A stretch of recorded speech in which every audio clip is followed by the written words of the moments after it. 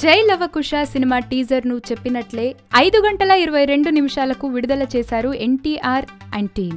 ఈ సినిమాలో ఎన్టీఆర్ 3 రకాల పాత్రలను చేస్తున్నాడు కాబట్టి మనోళ్ళు 3 డిఫరెంట్ టీజర్లను రిలీజ్ చేయాలని ప్లాన్ చేశారు. అందులో తొలి వెర్షన్ అయిన జైకు సంబంధించిన టీజర్ ఇవాళ విడుదలైంది. ఇప్పటి వరకు కేవలం హీరోగా నటించిన ఎన్టీఆర్ ఊసరవెల్లి, టెంపర్ లాంటి సినిమాలో కొంచెం నెగటివ్ షేడ్స్ ఉన్న క్యారెక్టర్ చేసినా ఇప్పుడు తొలిసారిగా మనోడు పూర్తి స్థాయి విలన్ వేషాలు వేశాడు.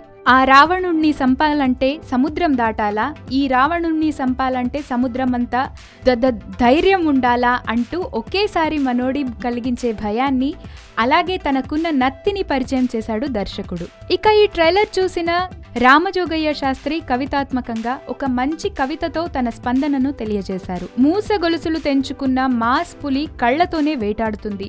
ఈ మాటలన్నది గీత రచయిత రామజోగయ్య శాస్త్రి. టీజర్ను ఎంతలా ఇష్టపడ్డారో కవితాత్మకంగా వర్ణించారాయన. ఎంట్రీలో ఆ చూపు, మాటలో ఆ నత్తి, చివర్లో ఆ నవ్వు, సరైన ఆహారం దొరికితే పులి అట్టాగే విజృంభిస్తుంది అంటూ టీజర్లో తారక్ కనిపించిన తీరును వివరించారు. తన ట్విట్టర్లో తారక్ పై, డైరెక్టర్ బాబీపై ప్రశంసలు కురిపించారు. ఇకపోతే హీరోలను ఎలాంటి బిల్డప్స్తో చూపించాలో దర్శకుడు కెఎస్ రవీంద్ర బాగానే కాచి వడపోచినట్లున్నాడు. అందుకే విలన్ను కూడా అంతకంటే బిల్డప్తో బాగా చూపించేశాడు.